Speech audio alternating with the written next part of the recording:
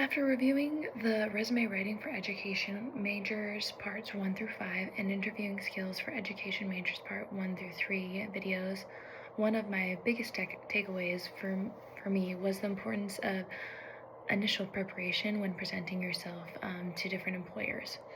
Both sets of videos emphasize professionalism, not just about what is on paper, but how you can clearly and confidently communicate your experiences, skills, and values.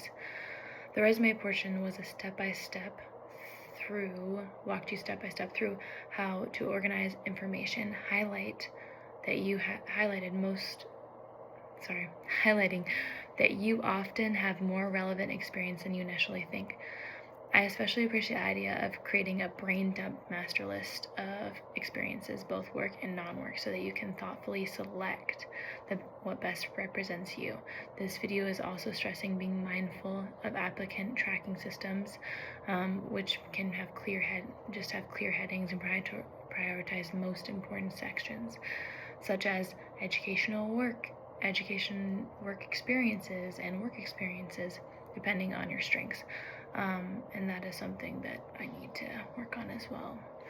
And on the interview side, preparation came up repeatedly in several forms: practicing elevator pitch using the STAR method, situation, task, action, results, to answer questions clearly, being ready with thoughtful questions for the interviewer. I found it helpful to think about asking questions related to school community and caseload numbers. That specifically, when I've been in interviews as a SPED teacher, I've always asked, what are your caseload numbers? Because it is really important to know, am I walking into a heavy caseload, aka like 35 students, and do I want to take on that job? No, I do not.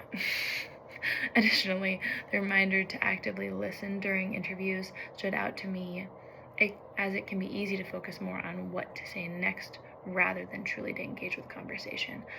I found that one of the big interview things that I don't think they talked about this, or maybe I missed it, but every time I've been told to do an interview, they have always said to wait a couple seconds after a person asks a question so you can truly think about it, because you should be listening to them first and then answering the question. One way I plan to improve my resume is by incorporating more of my non-work experience. Sometimes I forget how important the non-work experience is, and how it can show different opportunities and different experiences that will make you a better educator, and how it shows, especially the field work. I forgot how important that would be on my resume, and I'm going to add that into my resume now.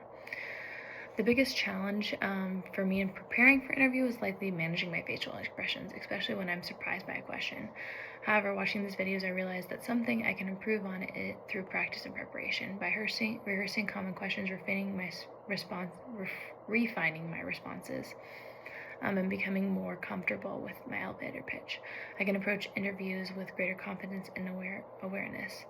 I did find the videos very repetitive, to a point where some of the videos seemed like they were just repeating the previous videos outline, and having 5 videos for the resume seemed like a bit much, to be honest.